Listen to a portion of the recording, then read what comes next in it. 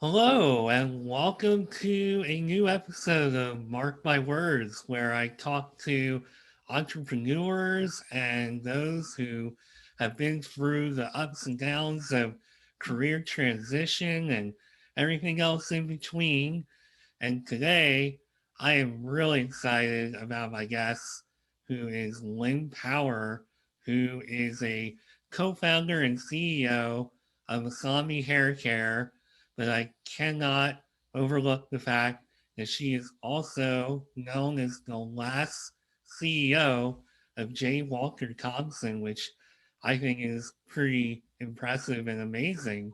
And you're also co-founder of HMS Beagle, which I don't want to overlook, and we'll get to talking about that too. This is Lynn Power, everybody. Welcome to the show, Lynn. How you doing Hey, today? thank you. I'm great. Thanks for having me. It's good to be here. Yeah, it's great to have you. And I thought that the weather was gonna actually cancel this session today, but like all the rest of the storms we had this year, I've been able to get around it. It's like Mother Nature knows my schedule. So, So you're controlling everything. Damn. Now I know. well, I'm not Mother Nature, so let's make that clear. If I was Mother Nature, then it would be we wouldn't get snow at all. So, That's true. Yeah, it we, snowed where I am today. It just seems like it's relentless. yeah, you got the same storm that we got, I guess, last night and this morning. Yep. So we keep kind of passing these storms on to you guys. Yes. Thank you very much. Yeah, I don't know. Maybe I do have control of the weather, but You just so realized it. yeah, I think you realized it before I did. Yeah. So thanks for taking time out of your busy schedule to talk about your entrepreneurship and your career transition. And I can't wait to talk to you about just all the things you experienced maybe in the advertising world and everything else that, just how you went from that into what you're doing now and how that really impacted you. So I guess one thing that I want to just start off with, just going through the timeline of your career and me being the diligent host that I try to be. So it looks like at one point in your life, you were thinking more about like criminal justice, Huh. and you kind of went from, and you're laughing at that, but you kind of went from thinking about that to where you wound up today. What were you thinking back then when it came to being in criminal justice? Like, what did you want to do? You know what? It's funny because it was so long ago, but I loved this whole idea of being like Clarice Starling. And I think it's because I like problem solving.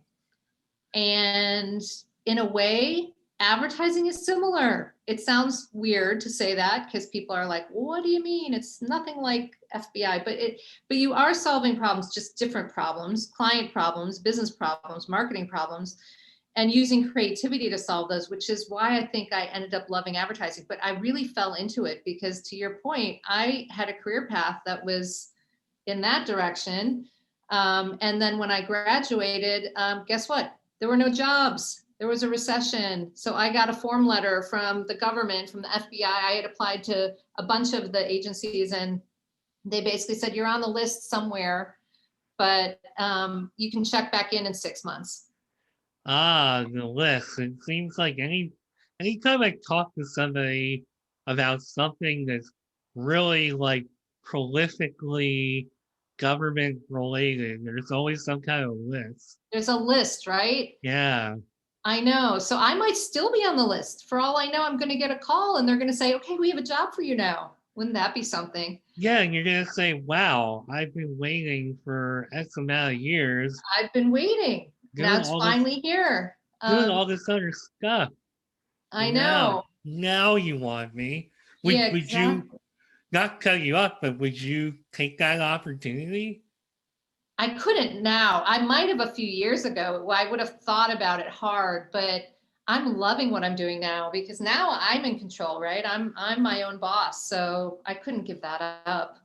So you're just in a completely different place in life. Like you couldn't even imagine being in criminal justice now. Not at all. And it's a weird time to be in it if you think about what's happening all around us, right? It's a hard job, my God. No, I'm happy that I ended up where I did. I wasn't planning on doing anything related to marketing or advertising. I hadn't studied it. I didn't know anything about it.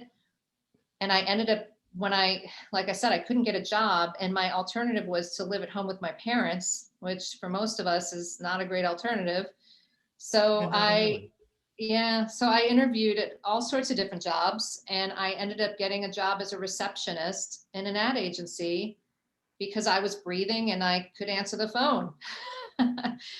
And I ended up loving the environment and got myself promoted to, okay, now I'm an account coordinator. Now I'm an assistant account executive. And I kind of worked my way up. And then it just stuck. I stayed in advertising for 30 years. Such a long time, but that's what it was.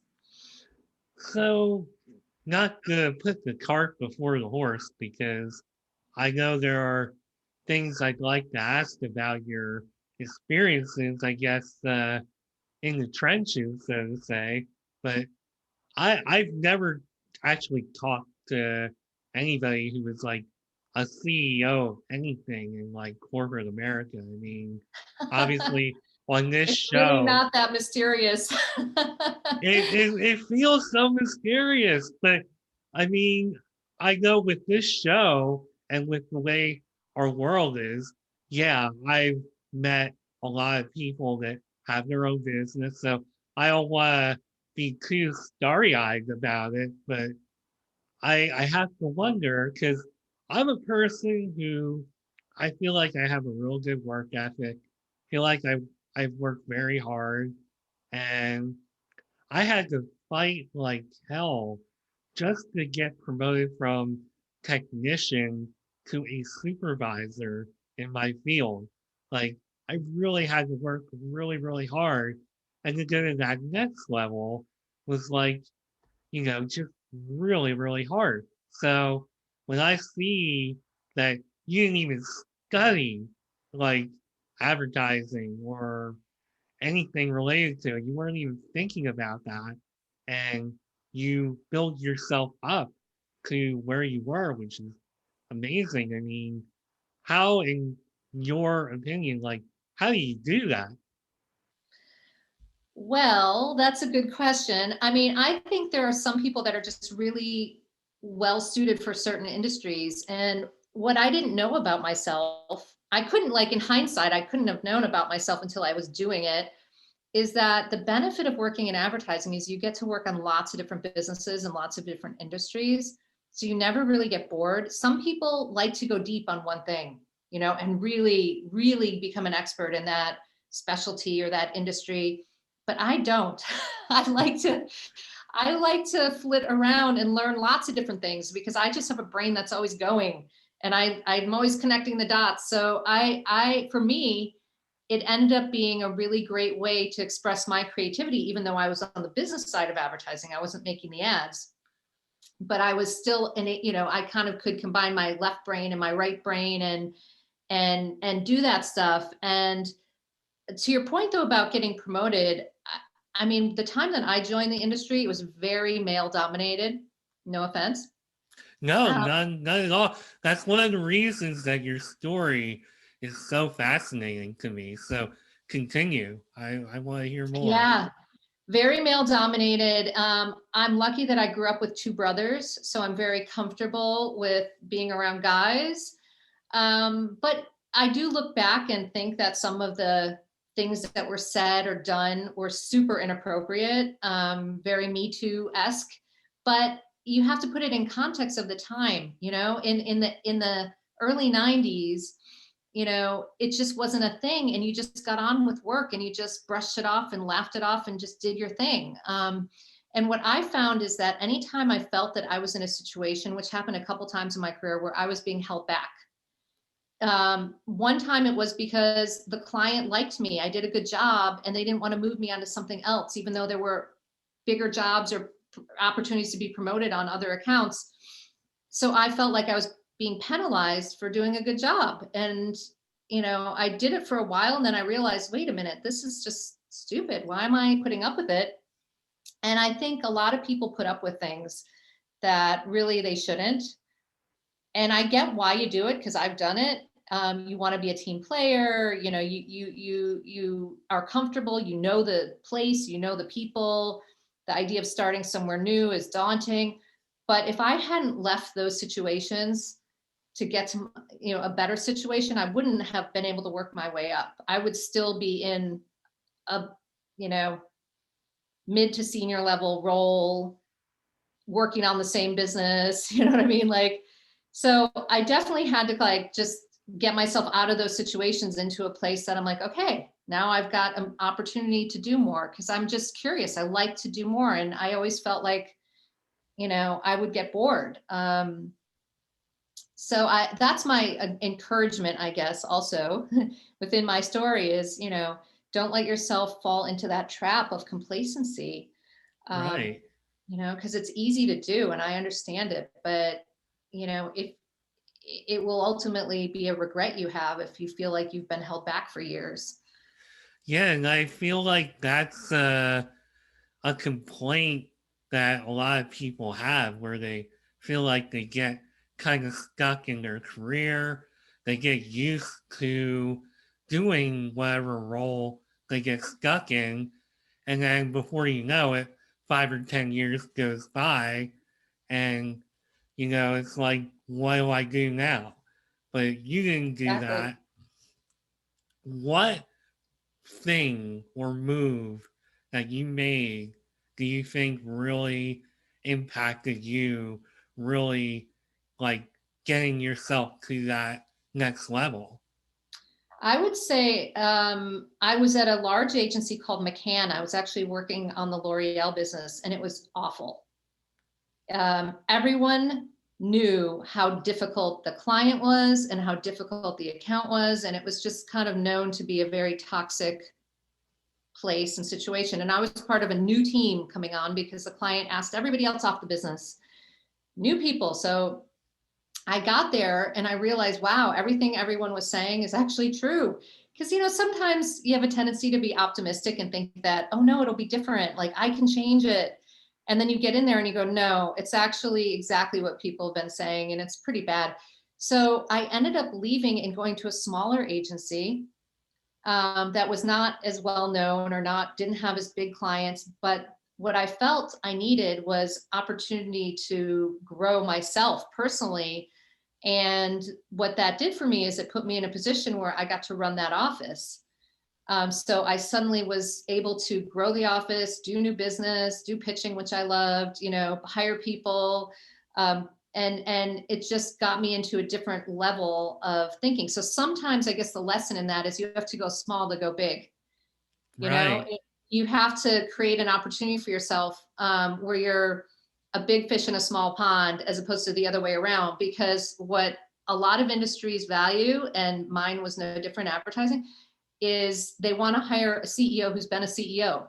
And I always felt like, well, how can you get to be a CEO if nobody will give you a chance, or you can't, so that's the challenge. You have to get yourself in a position where you can show that you can do that job. And I was able to do that at Arnold, and I was there 8 years. I really loved it.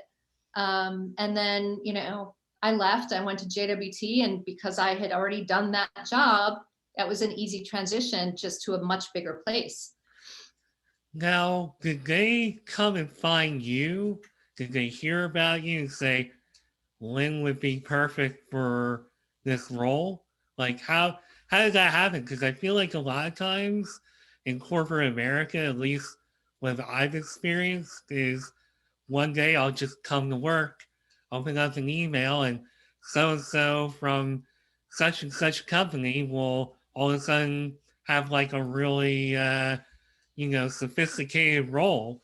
So, and it's not like somebody's putting an ad in like Indeed or wherever saying, we're looking for a CEO and, what's your experience?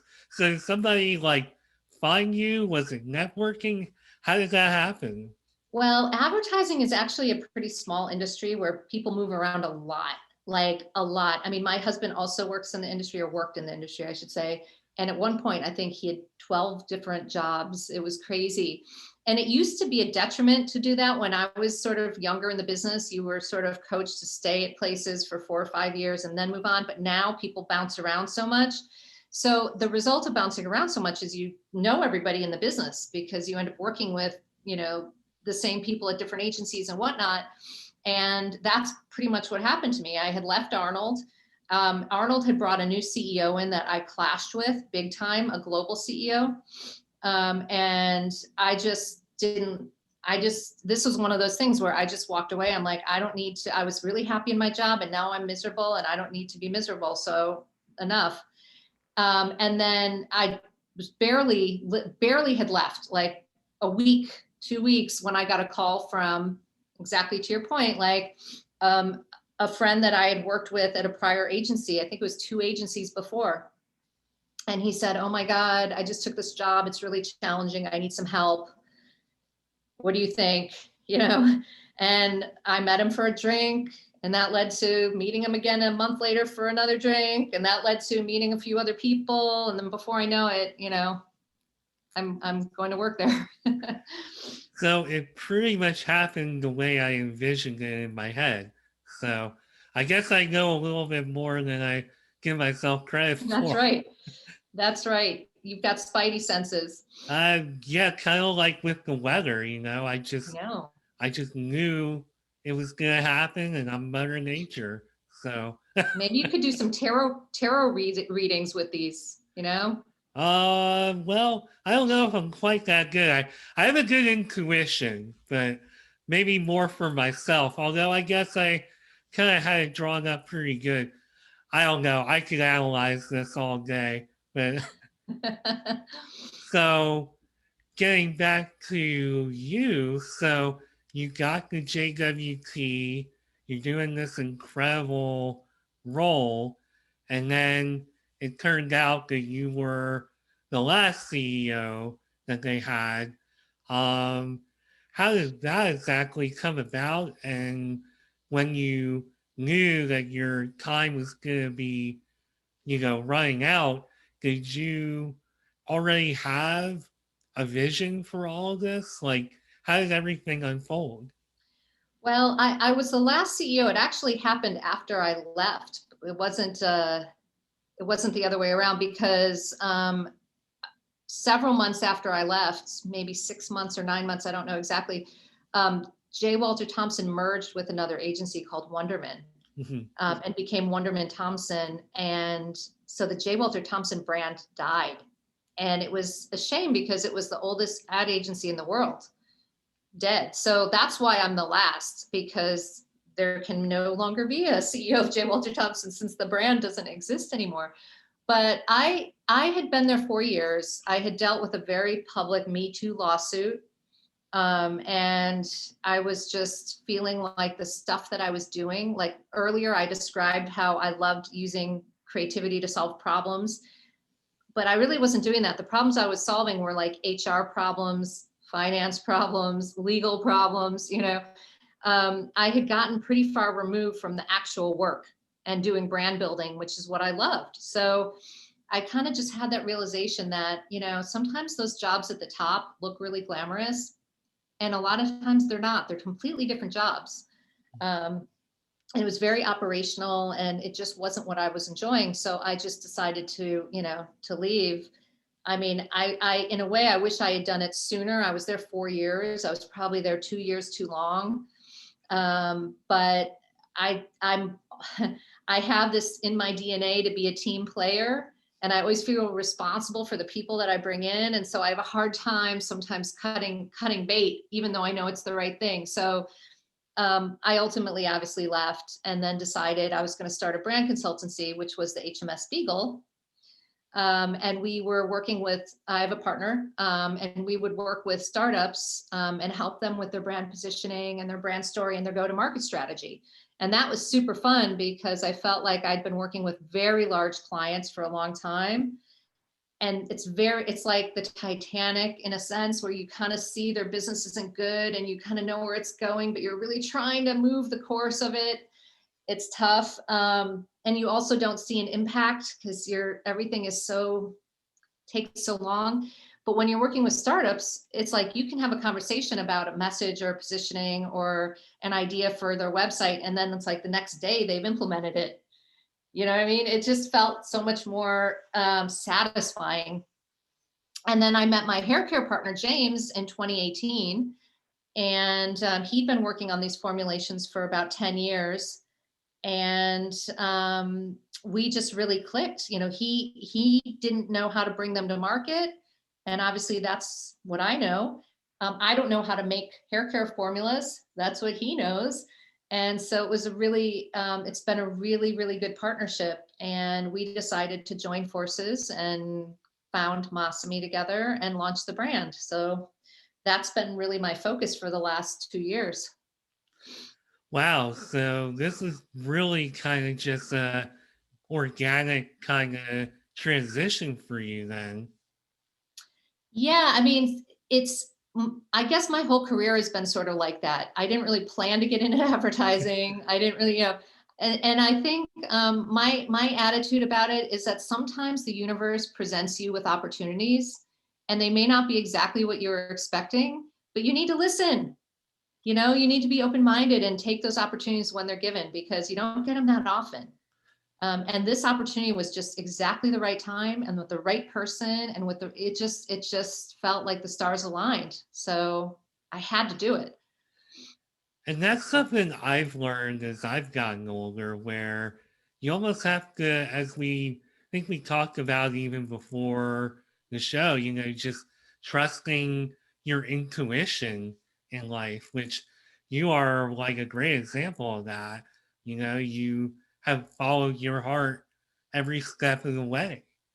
So go I ahead. mean, well, I was just going to say, I think there's something to be said for doing what you love, right? And if it's not giving you pleasure or satisfaction, no matter how hard you work at it, it's going to be hard to rationalize at some point. So I think if you do follow your intuition, but also your passion, then you're going to end up being able the other things will fall in place. I should say it that way, meaning you're going to make money and you're going to be able to do the other things you want to do. So I always find when people try to lead with the money, the decisions are usually not great, you know? Right. And I know coming into this, I somehow expected to hear like some kind of passionate story or I guess revelation as far as like Masami, but it really just kind of seems like it follows the same pattern with the rest of your life where, I'm sure you do have a passion for what you're doing, or you probably wouldn't be doing it. But it sounds to me like it's a lot like everything else where one thing led to another, you met, and it just became what it became. Is that kind of the right intuition on that? Yeah, it definitely happened like that. But I will say, like, I'm too old to do anything I don't want to do. You know, life is too short at this point. So I'm much tougher about those decisions now than I was when I was younger. So I'm also tougher about the people I want to spend time with. You know what I mean? Like, I don't want to work with people I don't like. I just don't have time for it. So doing this has enabled me to kind of have the best of both worlds because I have a business that I really love and am passionate about and a partner that I really get on with well. But we've been able to bring some of our friends into it and family into it. And I can kind of blend all those things together.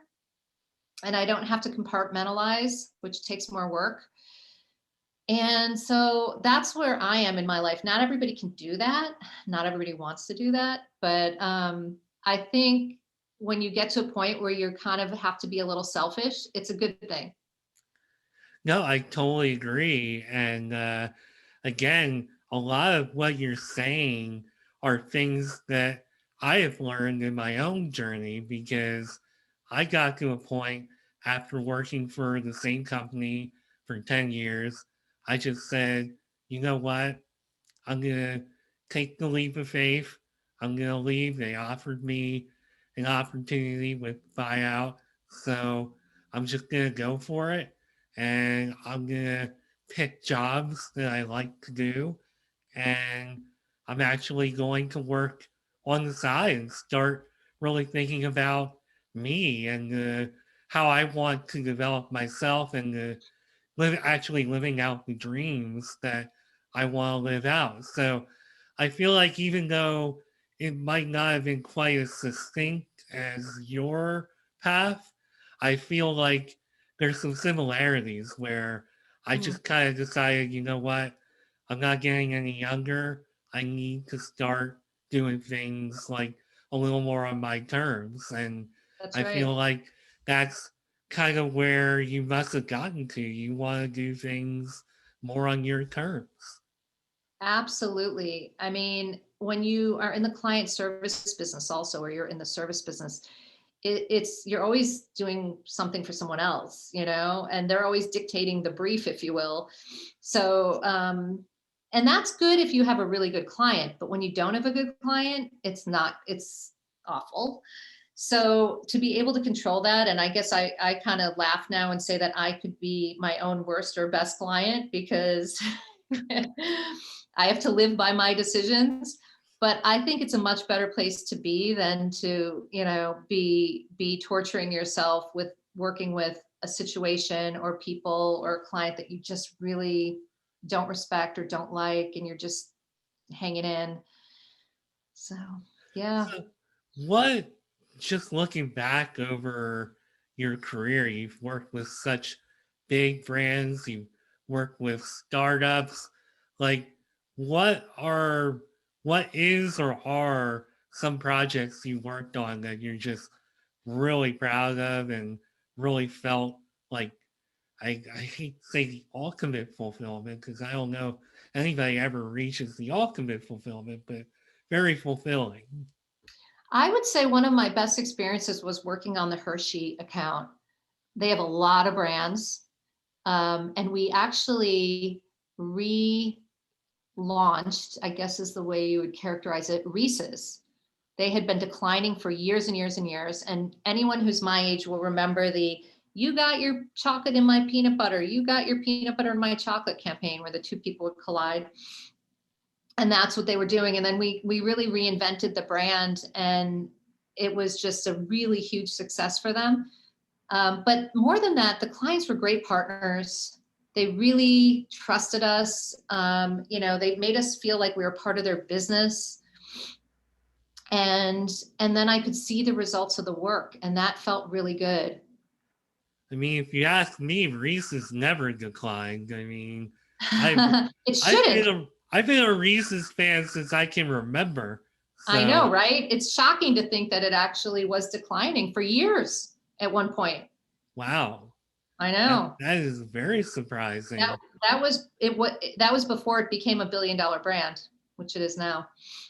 Well, it certainly wasn't due to lack of business from me, because that is probably my favorite candy bar. So It's most people's, actually. My daughter is also always has a bag of Reese's in her room.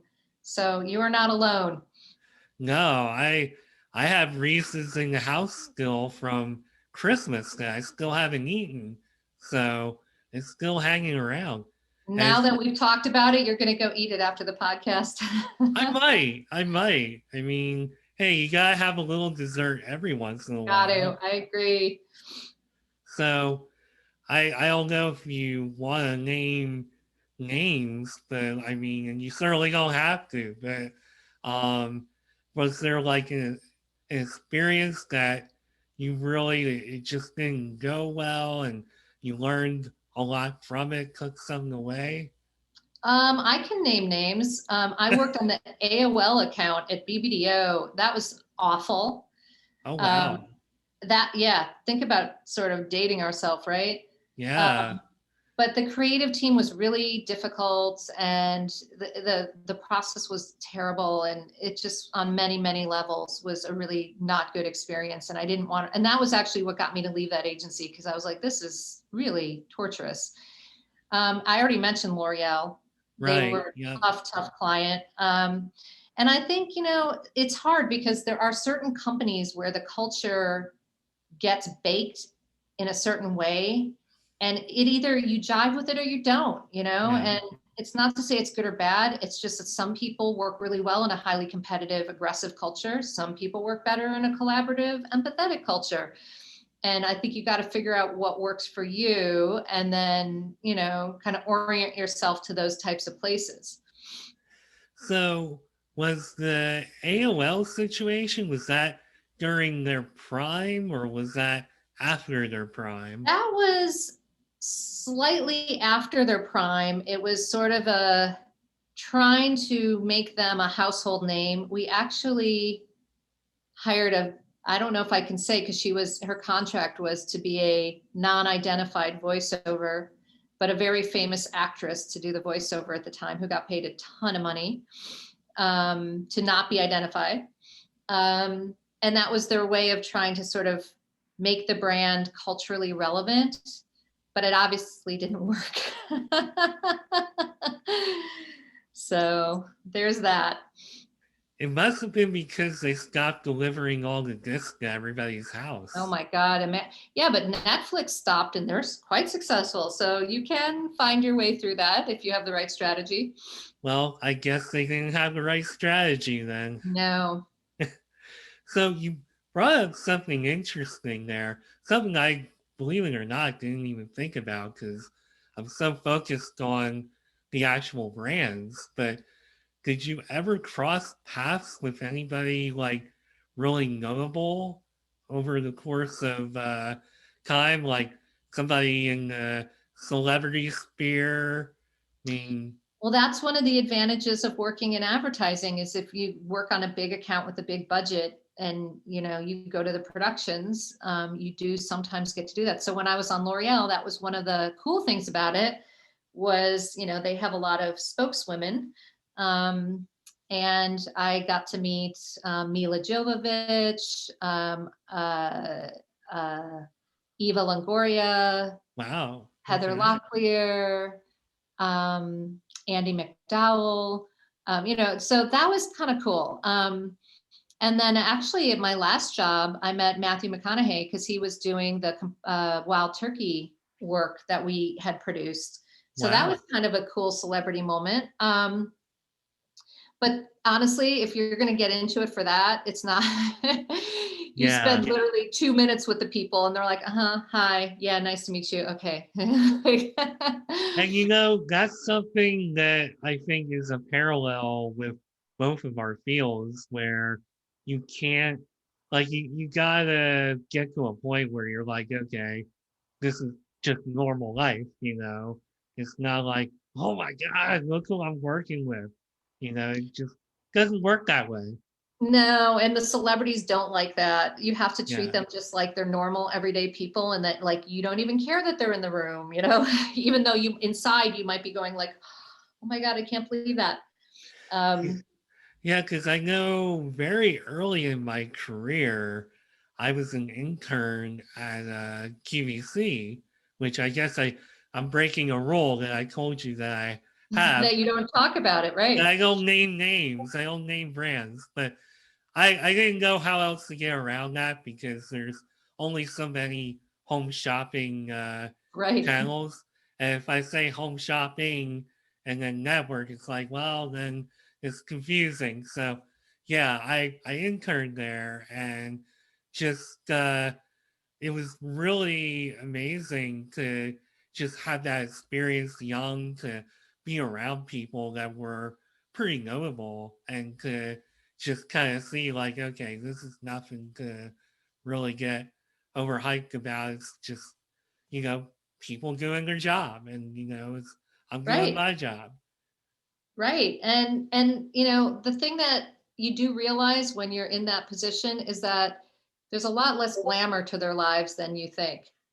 I Yeah. mean, you know, they got to get up early, get on set, get ready. They got to deliver their lines, and then the director's telling them, "Do it this way, do it that way, walk that way." You know, it's not all like, you know, red carpet moments. We'll put it that way.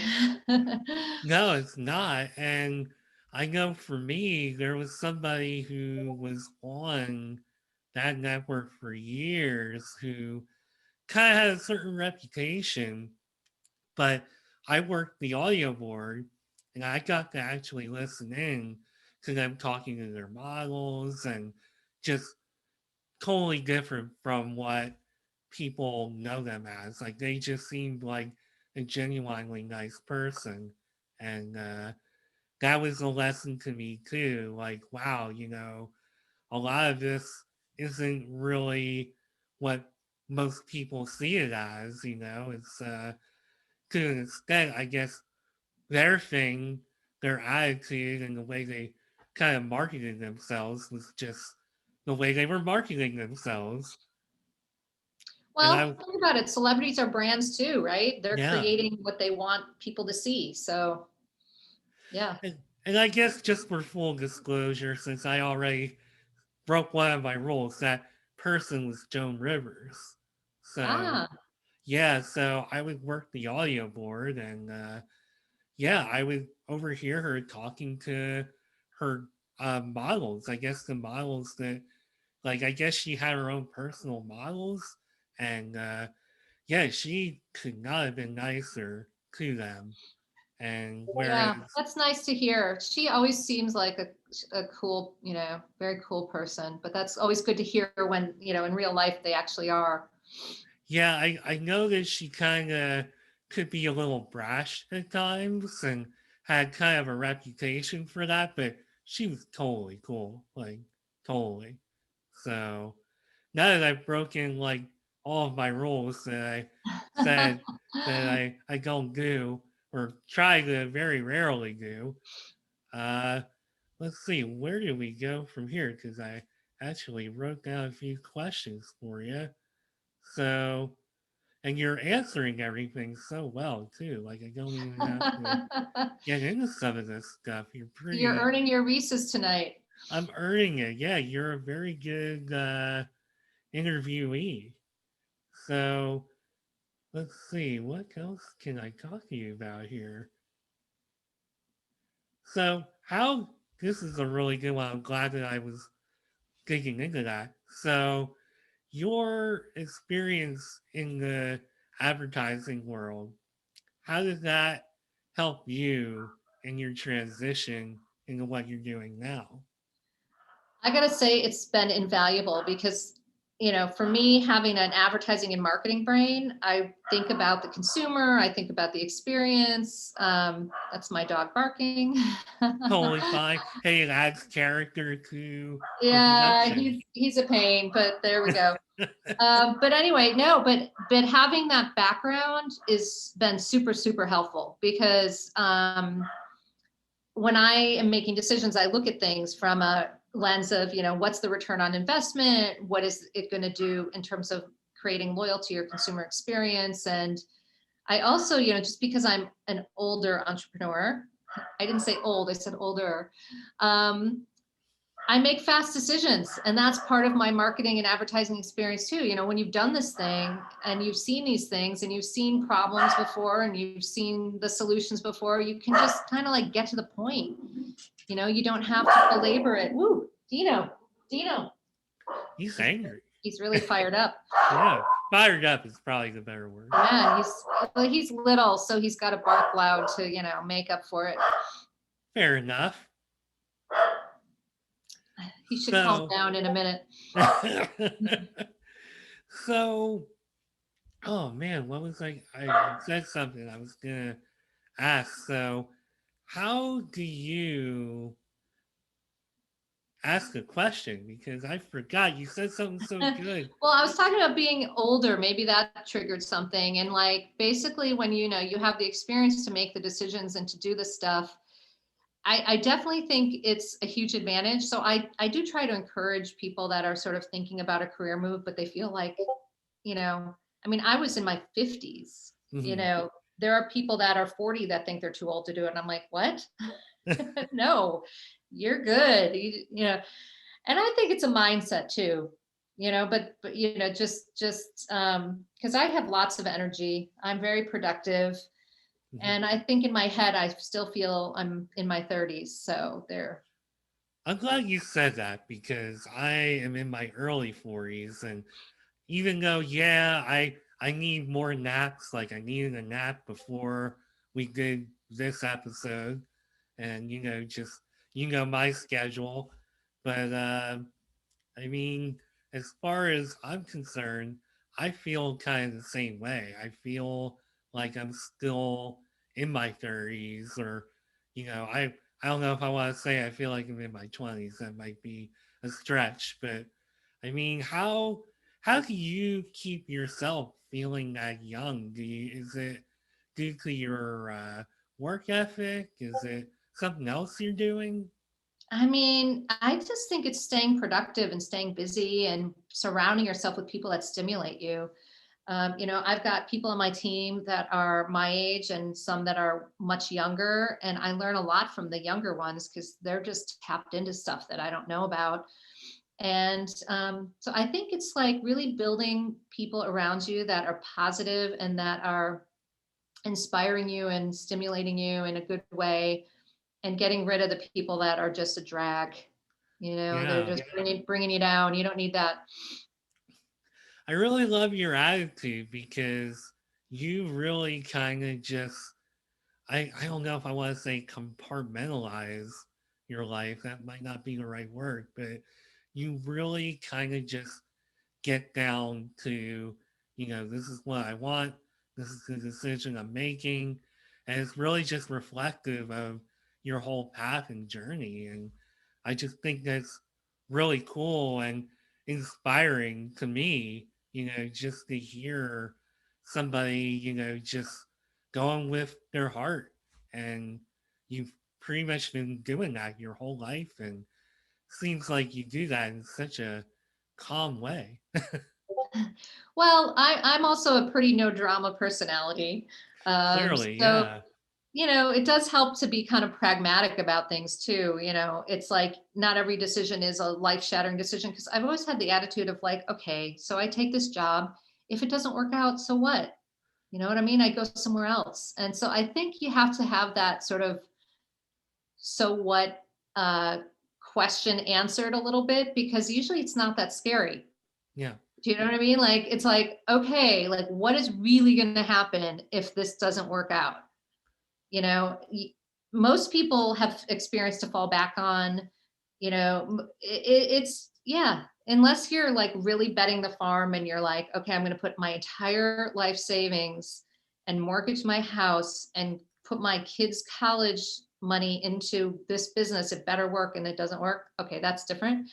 That's a level of risk that's, out there. But most of us, it's just more about getting the impetus to change. Yeah.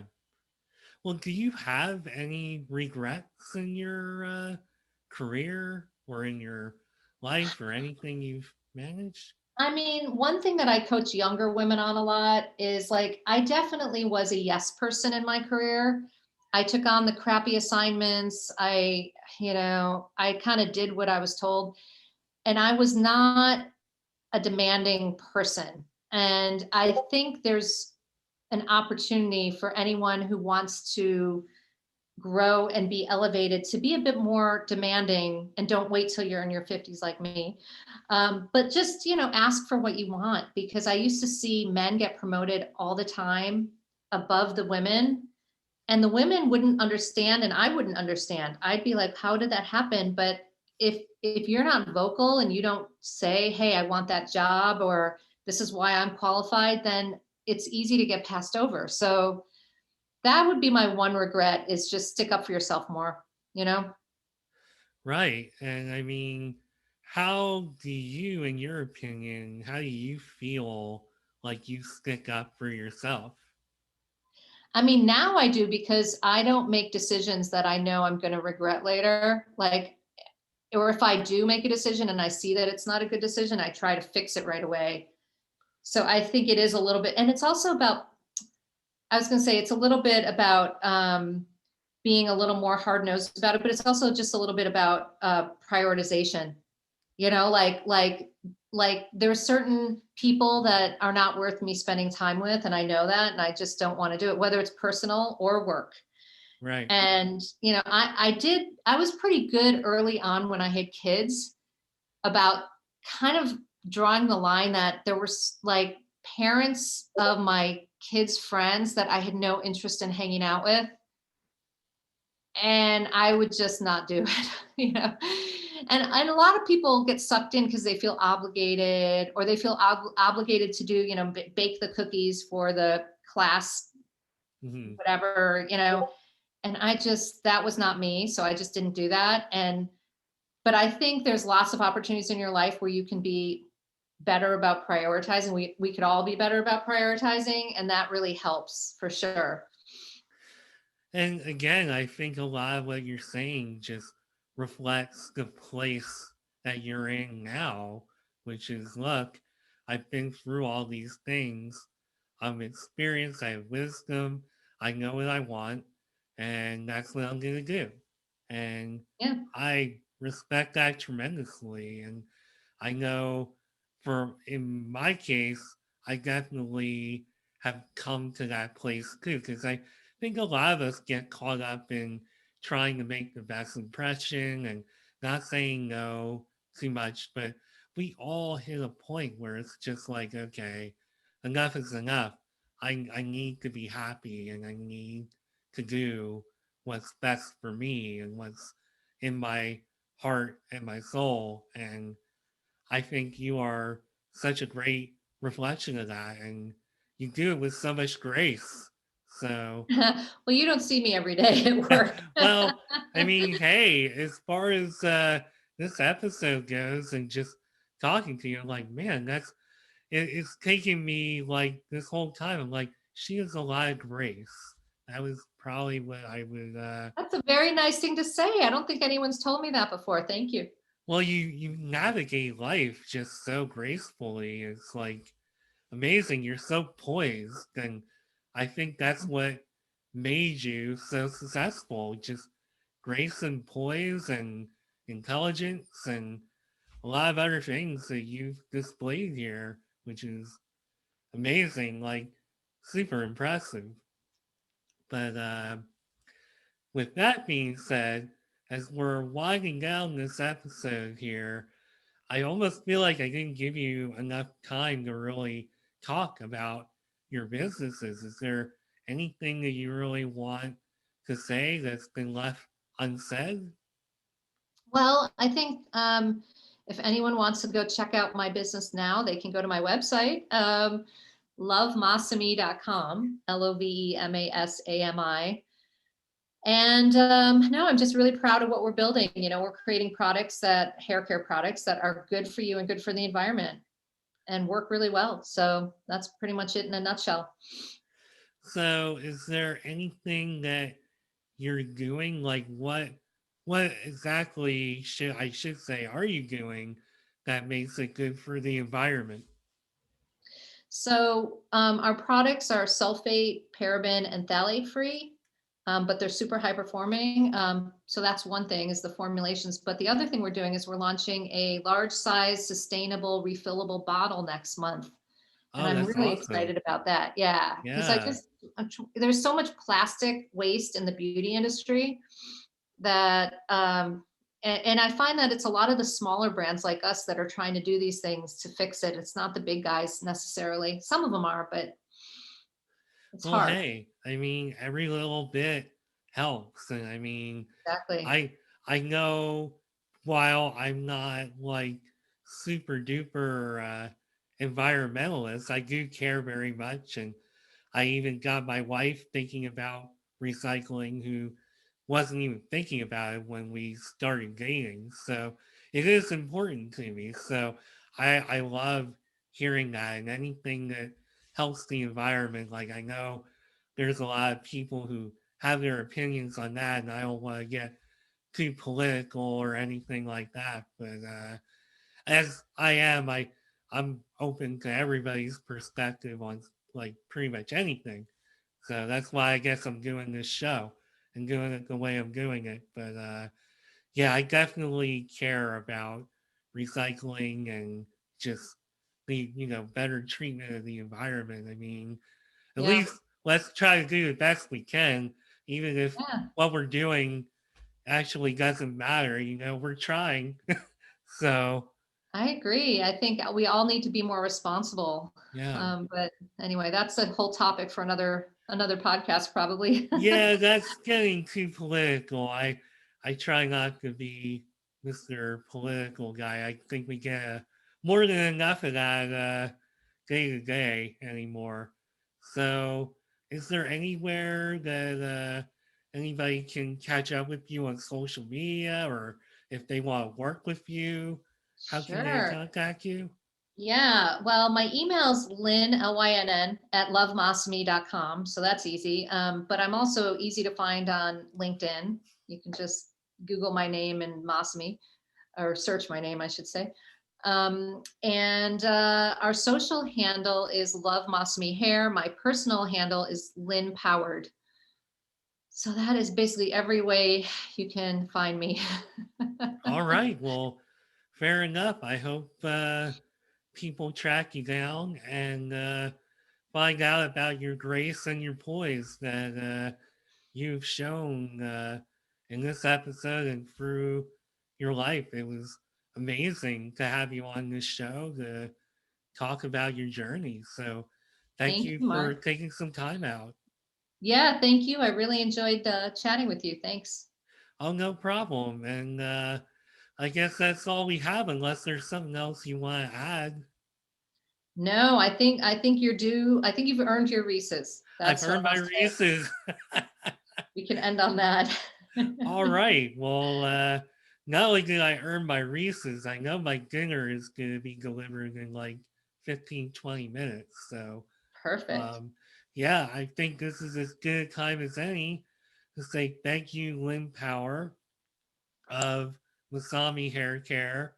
I'm not saying it as gracefully as you, but that is all we have for today. So thank you very much. And that is it for Mark My Words this time. I'll be back soon with another episode. So thank you, Lynn, and thank Thank you, you. everybody. Bye.